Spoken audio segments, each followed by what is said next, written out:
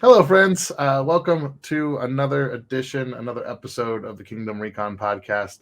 Thanks for joining us. I am here. I'm your host, one of your hosts, Arrowhead Thomas,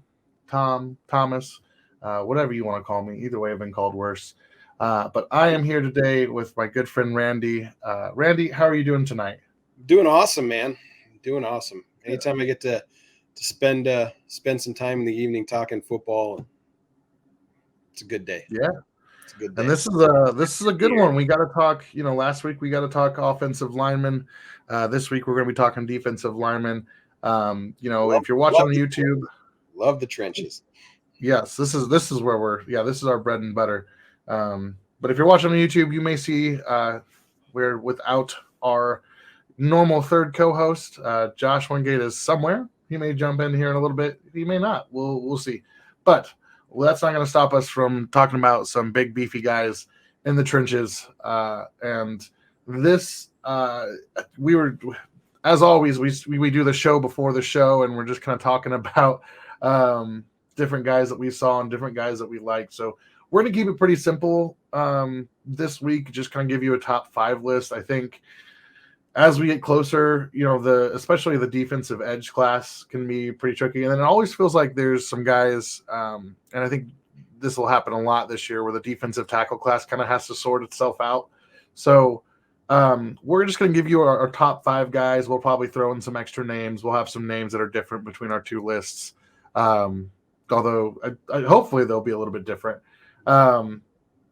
So yeah, and we'll talk about kind of what some of these things we look at each position are, right? Because there's um, defensive line, depending on what your scheme and your coaching and all that stuff, really there's so many flavors and so many different ways to play that position and play that game.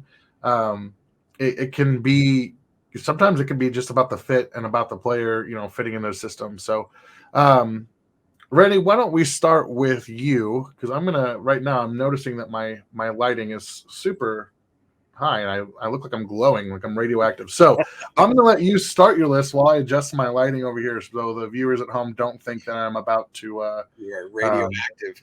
yeah, that I'm not radioactive. Let me adjust my lighting.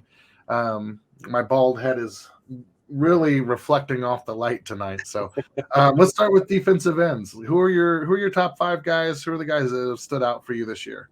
Right. Yeah. So this year's defensive line class and specifically edge class is kind of like pick your favorite flavor, because there's guys that do a little bit of everything great. There's guys that are specifically pass rush. They don't play the run well. Some guys are not your typical prototype in size or speed or strength or stuff like that. Um, but like I said, there's a lot of guys that take bits and pieces from everything you look at for a defensive end or an edge, depending on your front or your scheme. But Mhm. as I say all that, I really think that it's pretty.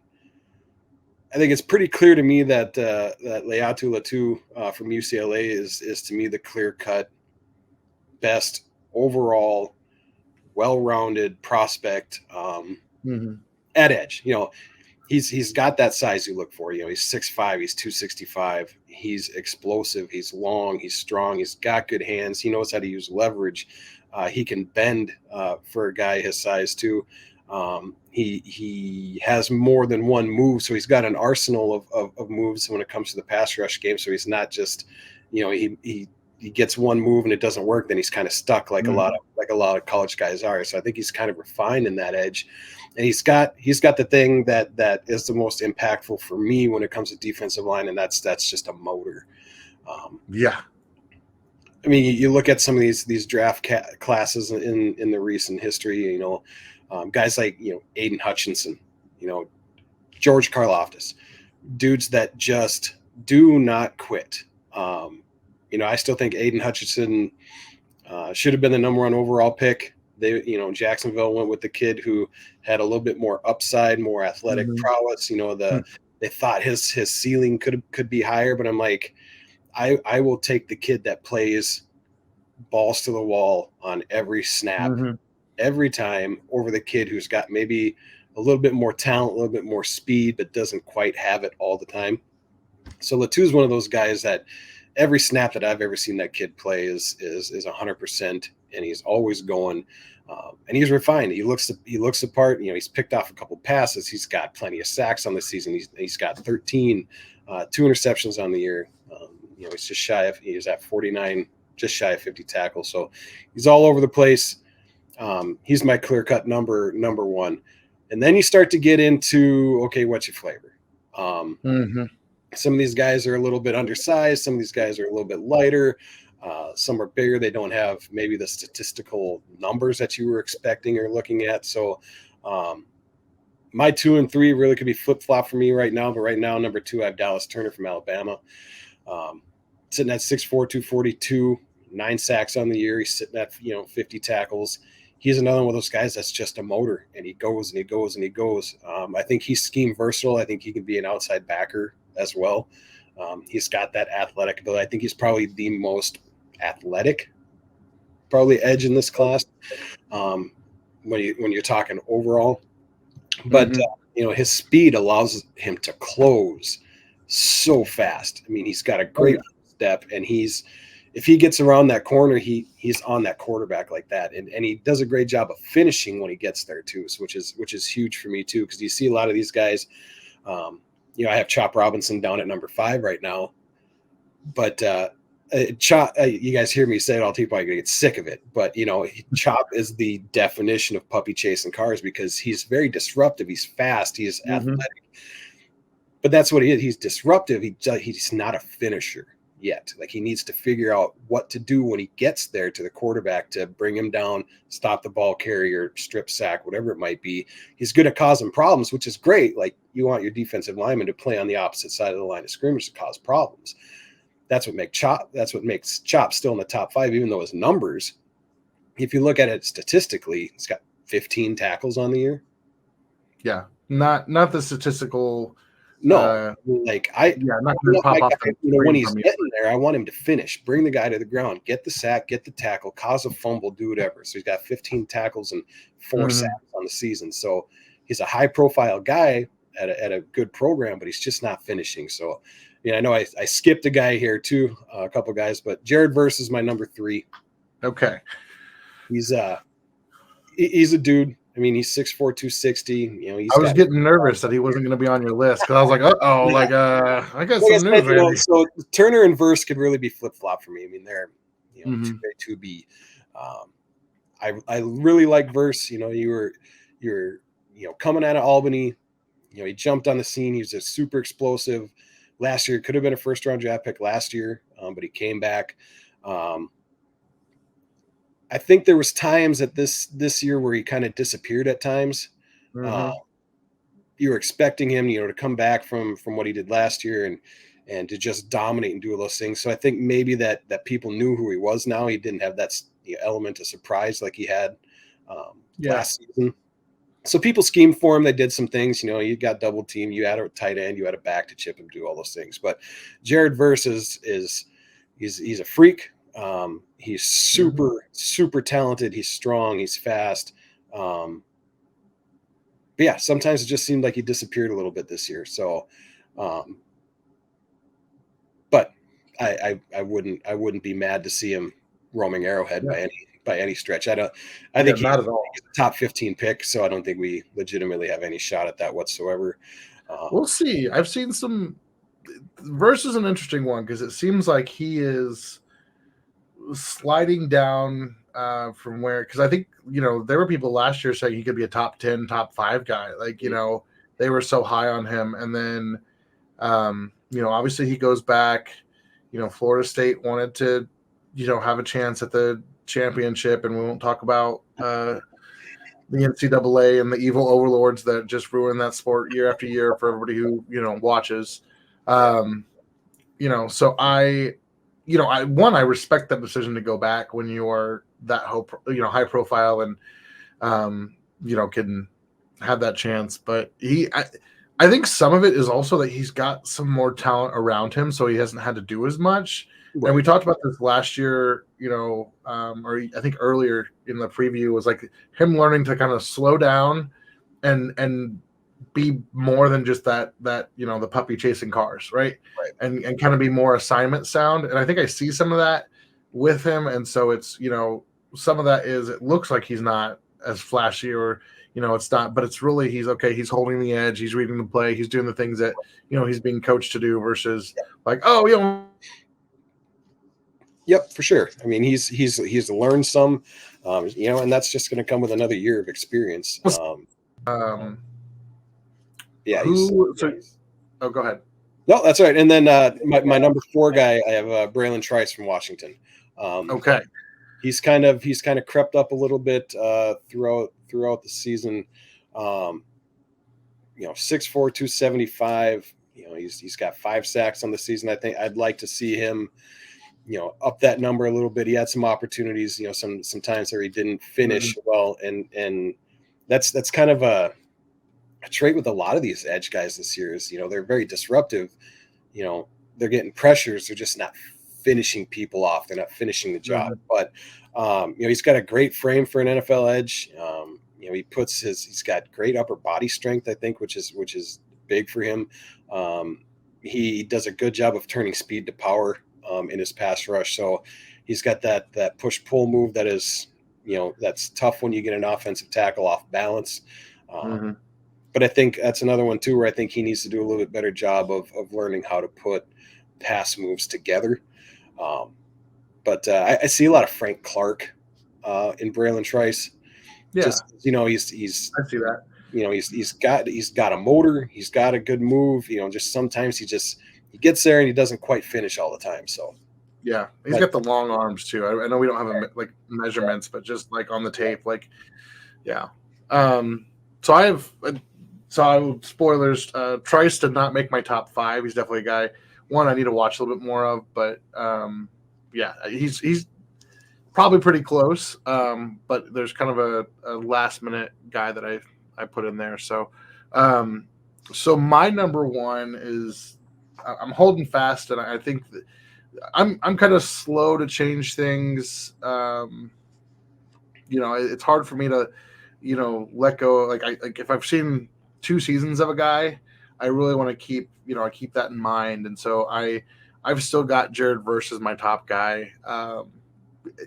That and the other thing that I think is going to be so important for Latu, because I agree with you on everything you said. Like in terms of like the highest ceiling, the like who's the most polished, who's the most like down to down guy that I want. Like it's definitely Latu in terms of just field play and field production.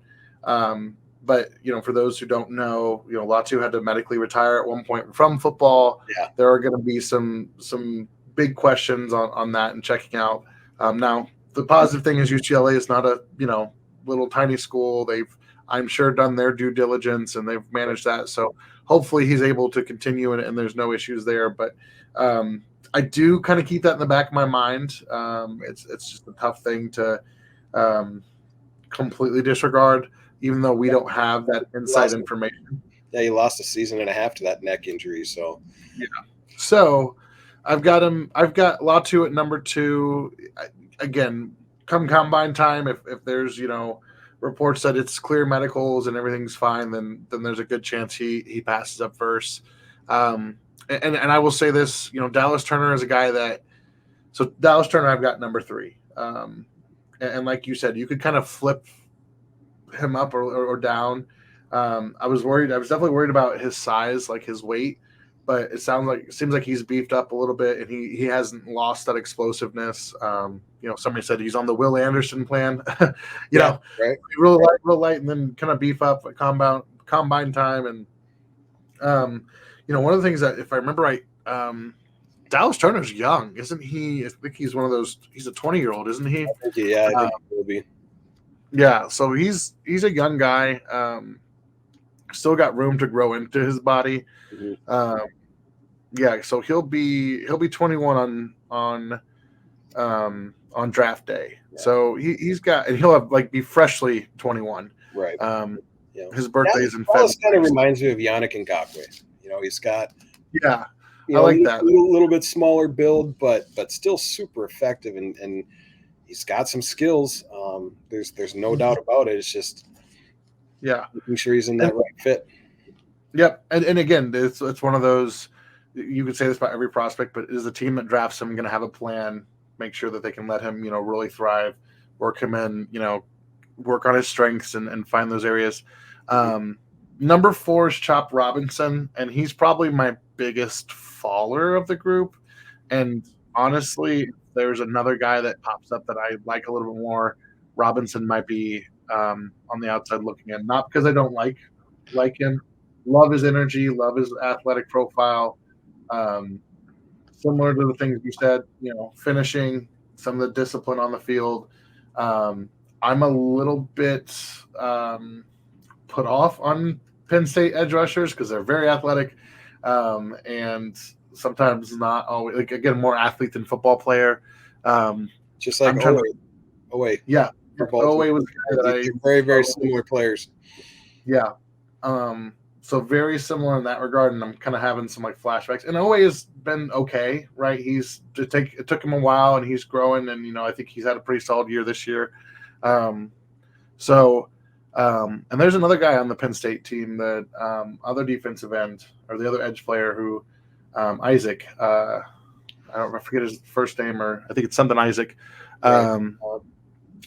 Who's also pretty solid, and both those guys are worth watching and having eyes on. For me, Chop is, I really wanted him to. I was really high on him and really excited, and I can't pretend like I'm not a little bit let down. Just by this season, I think he had a good season, and again, still has all the upside in the world. And then the last one is a guy we talked about right before the show, and Randy, I know you hadn't had a chance to really get a look at him until I was like, okay, we got to do this now. And I think you and I saw some pretty similar things, and this kid might end up a little bit higher. He may not come out, but he should declare for the draft. And that's Landon Jackson from Arkansas. 6'7", 281 pounds. And I think when you pulled him up and you were watching him before the show, and we both, kind of had some similar thoughts. One, doesn't move like he's 280 pounds. Like it's 280 pounds of good weight and solid muscle. Right. Yeah. You can tell that he is as tall as he is, but he can coil up and really rush, especially when he stood stood up from like a 2-point. He's got bend. He's got motor. We talked about he plays. We'll plays with an attitude. Yeah. We'll keep it clean. We'll keep it PG. We'll keep it PG. He plays with an attitude, with an edge. Yeah. And so I think, obviously, as guys who have coached in the trenches and all that, like, we automatically go, yep, I like that a little bit more. You get some brownie points with us. So right. And Landon Jackson, he's a Spags prototype looking guy from the 6'7", 280 pounds. Steve Spagnuolo's going to have a picture of him in the draft room, just begging Brett Veach, can we just take him in the first round? Can we just take it? Although it wouldn't. I mean, back half of the first round, it'd be, we'll see. But he's, and we'll see how he tests, because on the field he passes the eye test, and if he puts up good numbers at the combine, this could be a fast riser. So yeah, definitely a guy I'm going to take a closer look at, just from watching just a few highlights and digging into him just a little bit pre-show. He's got a lot of those attributes that I like. Like he plays with an edge. He's got a motor. He's got the ideal 4'3" size. Yeah, he's I need to watch more. I liked what I saw to begin with. So yeah, well, it was cool to watch you kind of get that first glimpse of him while we were just kind of sitting here, just because you were seeing some of the same things I was seeing, and so that's always a good, like, all right, there's some validation there. Right. He had, and I was just watching like I said, the tape against Alabama. I watched a lot of guys play against those Alabama offensive linemen because, we talked about it last week. They're just, even if they're not the most well coached, they're big dudes, and there's some, these guys are pro level talents, whether whether they're successful at the pro or not. but yeah, he was throwing some dudes around. So Yeah. was excited to find him and to kind of learn a little bit more about him. And I think he's going to be um, a riser throughout the process. So before we jump in the defensive tackles, I just wanted to see if there's anybody else on at the edge position that you want to take a look at. Obviously, we just talked about Jackson. Is there anybody else that you just kind of like an honorable mention? Anybody Yeah. else that like was just Sure. outside your list? Yep. Jack Sawyer from Mhm. Ohio State just barely missed. Um, I mean, he really could have actually, in thinking about it now, with his production, the way he plays, I probably should put him at 5 ahead of Chop.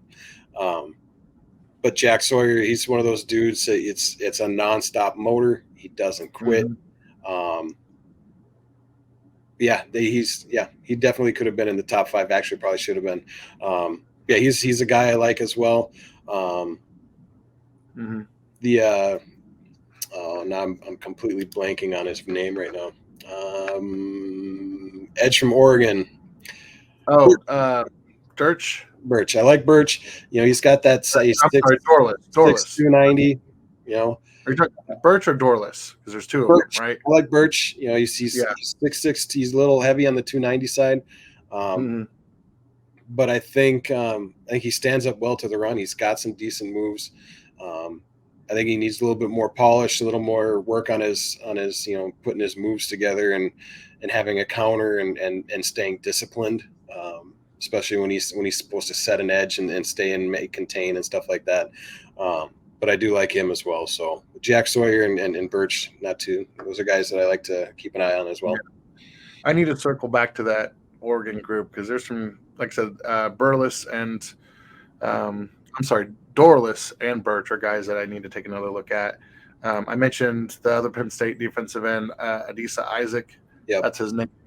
And I'm with you on Jack Sawyer. I feel like he's one of those guys that is going to be a really solid, um, I don't want to scout the helmet, but reminds me of like Sam Hubbard coming out of Ohio State. Like, Right. okay, really productive kid, really, did everything he's always has been asked, but just doesn't get the hype that he really kind of deserves. And then he'll go on to be, a pro where he's getting 5 to 8 sacks and have a solid career and always do what he's asked and, be a good player and ride off into the sunset with a couple $1 million.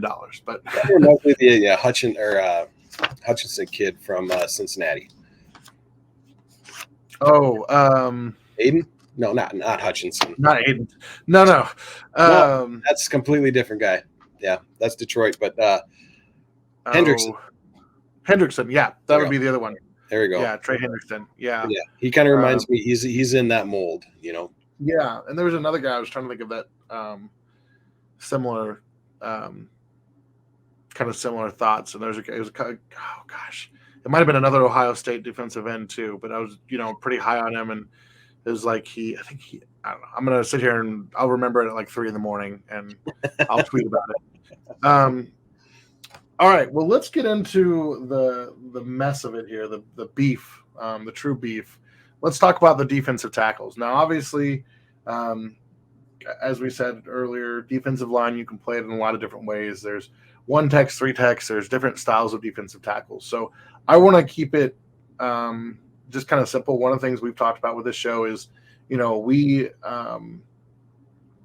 have a loose understanding. I would say, a little bit more than common knowledge of some of these things. I don't want us to necessarily get into what's a 1 tech, what's a 3 tech, but we'll use simple basic language, pass rushing or nose tackle kind of tackle, talk about 3-4s, 4-3s. Obviously NFL defenses are more and more multiple and they change and you just, you have to be a good athlete all around. And it's very rare that you have like a 2-down player. So those more of those traditional run stuffers, but I don't want us to get too much in the weeds in terms of like trying to sort them into a nose tackle or pass rushing, but just say, hey, here are our defensive tackles. Here are the guys that we like. And I know you and I have a probably pretty different list, give or take. I know at least one of the names on ours is pretty different. So, and again, maybe it's my recency bias, maybe it's something else, but You started with the edges. I will start with my defensive tackle Fire away. ratings. I think so. Trezon Newton out of Illinois. You love, like, again, just as somebody who loves like defensive line and offensive line play, you love everything this kid does. You could tell he's coachable. You could tell that he, wants to do his job. He's got grown man strength, and you could see it at times. And he plays, against some tough teams. Yeah, he has he has flashes where it looks like he's going to take over a game and can be very disruptive as a run stopper, as a pass rusher. Is probably across the board the most complete defensive tackle in this, prospect in this class. There's people say like, oh yeah, he does everything well. I think Newton does everything like above average. There's not necessarily something that I'm like, oh yeah, that's an elite trait. That's this, this or that is elite, but like he does everything just a little bit better than what you expect him to. And yeah, he's just so much fun to watch because he's consistent. He's powerful. He has explosiveness. He really is a complete player, and should be a first round pick. Should hear his name called very early in April. Number 2 on my list, and here comes the controversy where Randy and I are gonna box it out. So I need, again, this is Oregon and Texas are the 2 that I need to look at, but a little bit more. But I did get some eyes on Texas this week, a little bit more.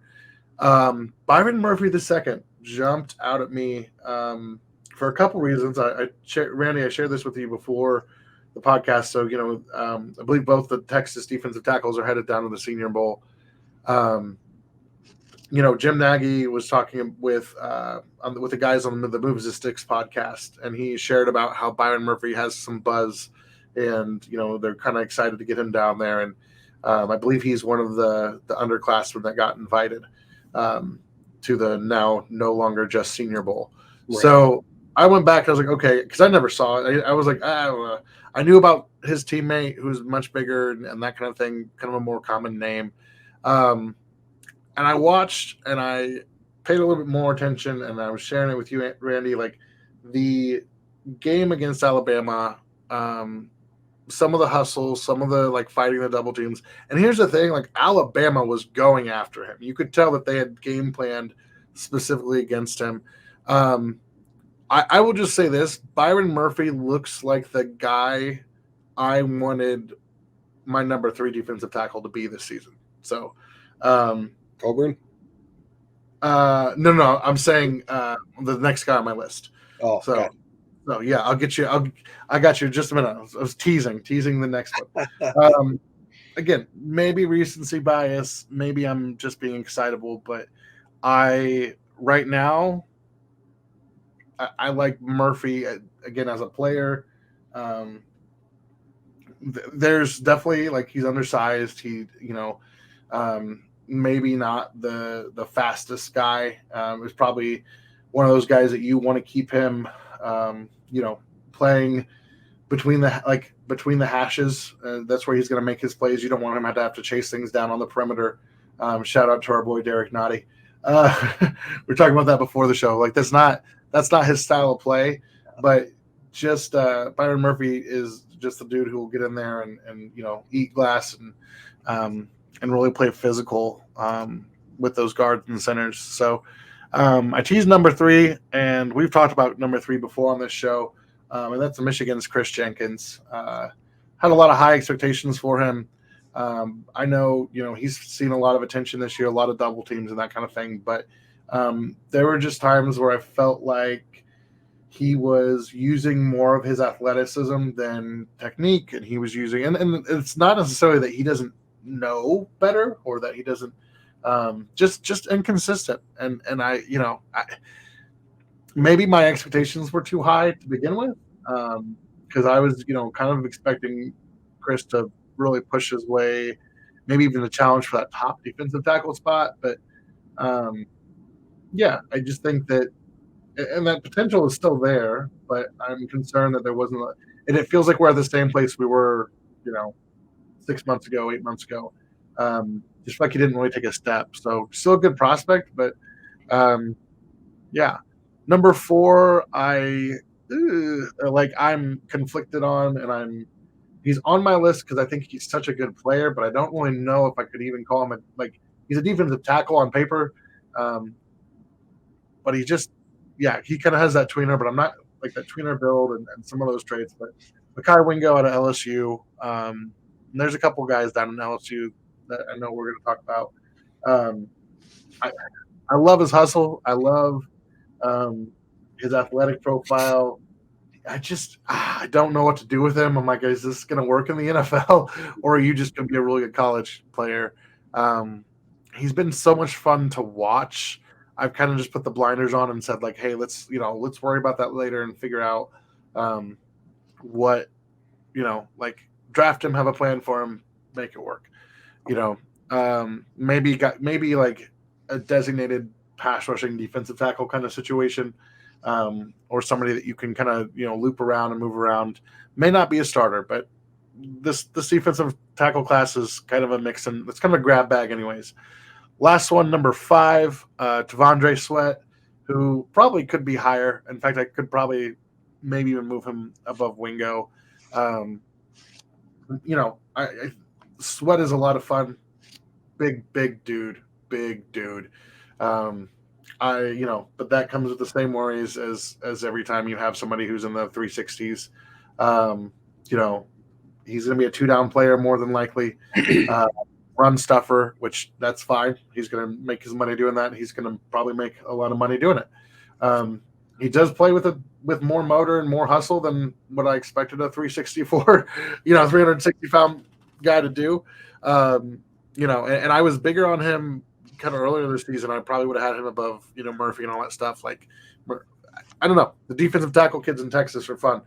Fun to watch. So I'm going to watch some more of them definitely as we go forward. But I do like Sweat. I think that, there's a role for him and definitely has a place to play in the NFL. It's just probably going to be his total upside is going to be a little bit limited with, see where his conditioning is at, see where his, stamina is at. So, all right, Randy, tell me what I did wrong.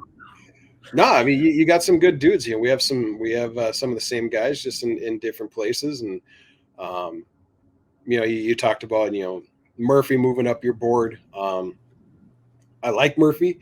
Like you said, he is a little bit undersized.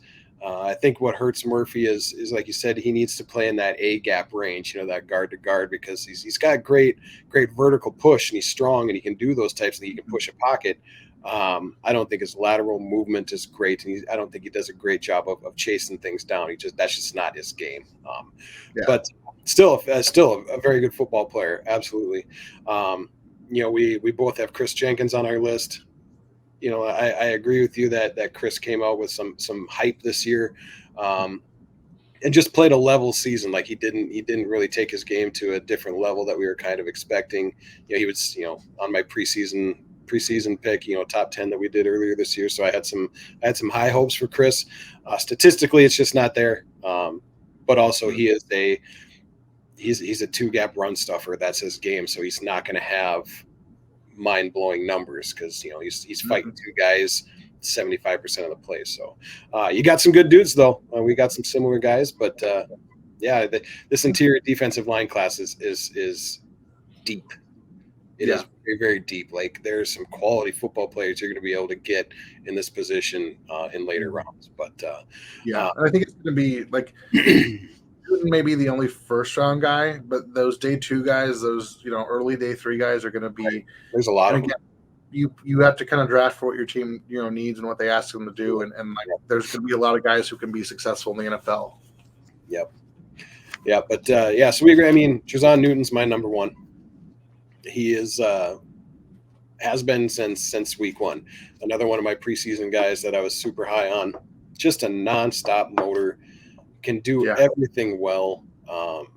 He can push the pocket. He can rush the passer. I mean, for an interior defensive lineman, I mean, he took over games at times for Illinois, and he's one of the only reasons the combo of him and Keith Randolph were some of the only reasons that Illinois was competitive in some of these games. But as an interior defensive lineman with 52 tackles and 7.5 sacks, like one of those guys that I talk about, you know, the stats not being there. His stats are because he finishes. Mm-hmm. He's disruptive. He plays on the offensive side of the line of scrimmage. He's, you know, penetrates. He pushes the pockets, but he when he gets to the quarterback, he finishes. When he gets to the ball carrier, he finishes. And he just his pressures. I don't know how many pressures he has on the season, but I know It's a there's ridiculous. watching that he had 10 pressures that game. Like he is constantly playing on the opposite side of the line of scrimmage, which is huge. Mm-hmm. So Jazon Newton, my clear-cut number one. I think he is probably the only true number one or first round great guy. You have a few guys that are that borderline end of round one, you know, a lot of second and third round dudes, but Jazon Newton's the number one guy. Number two, who kind of, you know, climbed up my board throughout the year, and I definitely had to, even as he was awarded the Outland Trophy last week for best interior lineman in college football, is like he beat out dudes like, you know, like Jazon Newton, who played outstanding, you know, and that's an offensive defensive lineman award. So he beat out guys like Cooper Beebe too, who, you know, outstanding number one ranked guard I have from Kansas State, who didn't allow a sack. Mm-hmm. So I had to go back and watch some extra film on Trevonde Sweat, which put him at number two for me because, you know, at 6'4", 360 pounds, I think he's listed at 360. I think he probably looks like he's a little closer to that 340 range, but either way, he's a huge dude. Big man. But you know, he reminds me of the college version of Terrence Cody from Alabama a few years back. You know, just a big mountain of a dude playing in the middle of that defensive line who's going to constantly eat up two blocks and free up other people to make plays. I mean, so that's what he is. He's another guy like, you know, Chris Jenkins, who's just a big dude who's going to eat blocks. He's not going to put up a bunch of numbers, but the impact that he's going to have on a game by freeing up a lot of those other guys for stunts and blitzes and linebackers to have clear lanes without a guard in their face. He does a lot of that dirty work that doesn't necessarily show up on his stat sheet, but a fantastic football player. You know, it's another one of those guys, maybe borderline end round one, but odds are he's a second round guy. Number three, I have Leonard Taylor from Miami. I had high hopes for Leonard Taylor earlier in the season. I know we talked about him a bunch early on because he's another one of those guys who's very disruptive, penetrates well, causes a lot of problems, didn't do a great job of finishing this year. So that was, you know, a little disappointing to me, but I think he has potential. I think it's just the fact that he's so explosive and violent with his hands. You know, we talked earlier, we weren't really going to talk a whole lot of one tech versus three tech, but I really do think he's a three tech in a 4-3 scheme to where he's going to have a little bit more room to work with when it comes to pass rush instead of constantly eating a center and a guard. You know. Yeah. But yeah, he's a versatile guy. I mean, he can play all over the inside of the defensive line. But I think this year it just didn't quite climb to the level that we probably expected him to. Again, when we talked pretty highly about him earlier in the season. Chris Jenkins from Michigan is my number 4. You know, we touched, you know, he's on your list. We touched on him a little bit already. Fantastic football player, but again, he's one of those guys. He's just going to get in the way. He's going to eat up blocks. I don't think he has the pure explosiveness or pass rush arsenal in his bag yet to make him a much of a real pass rush threat. You know, he's not getting to the quarterback a lot, but he is stopping the run and he's eating up blocks, which allows a lot of those Michigan linebackers to make plays. You know, he's got 20. You know, 30 some tackles, a sack and a half on the season. So again, not earth shattering or mind blowing numbers, but very, very good football player. I think he's a second round guy. My number 5 kind of crept up on me a little bit. I think I'm probably putting him on this list for potential. I think if he tests really well, I think his draft stock could climb a little bit. So that's Mason Smith from LSU. I know a lot of guys remember him as the defensive lineman who tore his ACL celebrating in week 1 of last year. Unfortunate, weird freak accident. but he rehabbed, he got back. He's 6'6", 315. He was on Bruce Feldman's freak list. So Yeah. athletically, he is a monster and a huge human being. And I think if he can, if that knee is healthy and he can put his entire game together and get into, I think he needs a good defensive line coach to kind of help progress him with hand usage, pass rush, setting stuff up, having multiple moves that he can go to. But his athleticism up and down, I mean, he can play all over the defensive front. So I think really he's a potential guy to me. Is he a second round guy? Maybe not. He's probably a third because he is probably a little bit of a project. But I think his size and his athleticism really, really make him intriguing to where if he puts it all together, this is a lofty. I probably shouldn't put this name on him, but if he can put it together with his size and his ability, I mean, it's a Chris Jones type player where you can put him anywhere. Yeah. No, I agree. Mason Smith and Leonard Taylor was one that I was also high on. His inconsistency kills me. Right. Excuse me. And I'm like, I don't want to get burnt again by an inconsistent athlete. Right. I know I'm looking at the list of tackles. There's quite a few names that we could probably go off. So is there anybody else, like who is your, maybe the guy that was just outside your top five? Because I know for me, Leonard Taylor was one of them. I'm going to steal one from you because I don't want you to take him. But Michael Hall Jr. from Ohio State was another one. I just worry about the size, the frame. But I love the way that he plays. You talk about like a maybe more of that penetrating, style of play. And that was a guy that I really liked. I just 6'2", 280. That's a tough one to line up in the NFL. Right. Not impossible, but not impossible. Yeah. So that's another guy that, again, I enjoyed. Might just be about where you play him. Right. But what about you? Is there anybody else who, on your list that? Yeah. So, Wingo was on your list. He was close to making the list for me as well. I think he's really versatile. I mean, like you saw him even playing linebacker a little bit early in the season, which just kind of baffled me a little bit when you were watching that LSU FSU game. I remember him, watching him last year, excited to see him. I'm like, where the heck? I'm looking up and down the defensive line, and I don't see him. He's playing linebacker. I was like, what is going on? Like, he's a big dude. So, I mean, that's a tip of the cap to, his athleticism. But I don't know. He just kind of disappeared at times this year, but he is an intriguing player to me.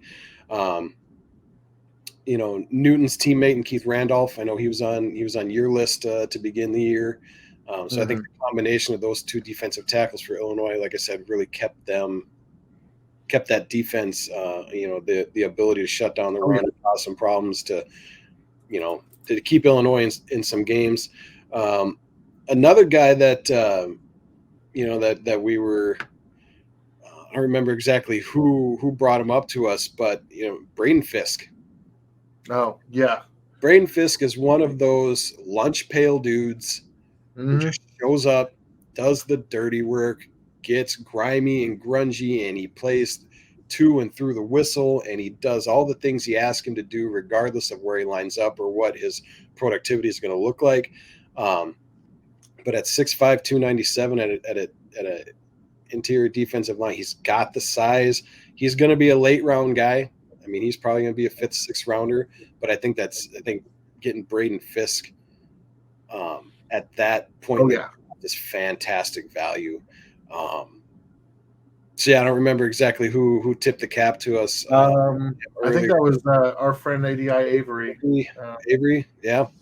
But yeah, so I really like Braden Fisk.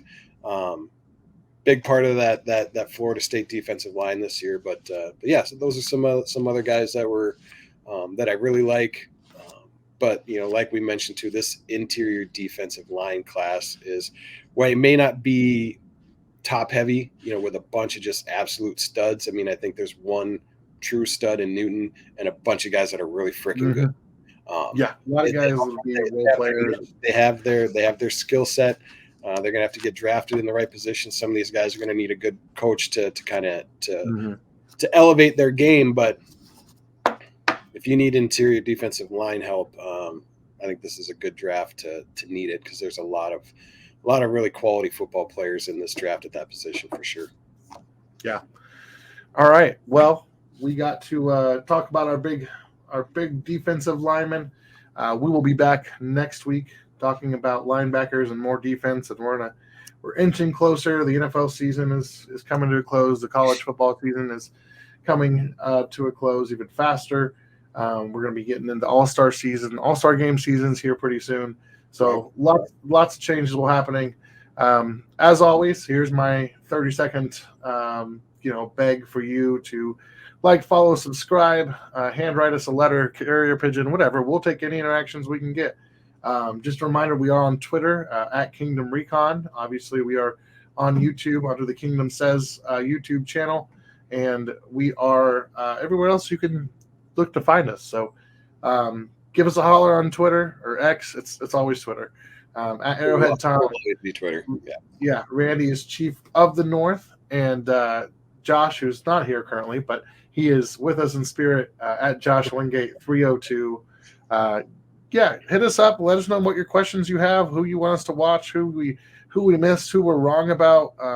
Like I said, some of the most fun in this is just the feedback we get and getting to have conversations with people about draft picks. So, and of course, we appreciate the support. Makes us look good. One day when we're getting sponsorships and all that stuff, we'll remember you guys. But until then, we will see you guys next week. Have a great night, and don't do anything I wouldn't do. Go Bison, beat the Grizz on Saturday. Here we go.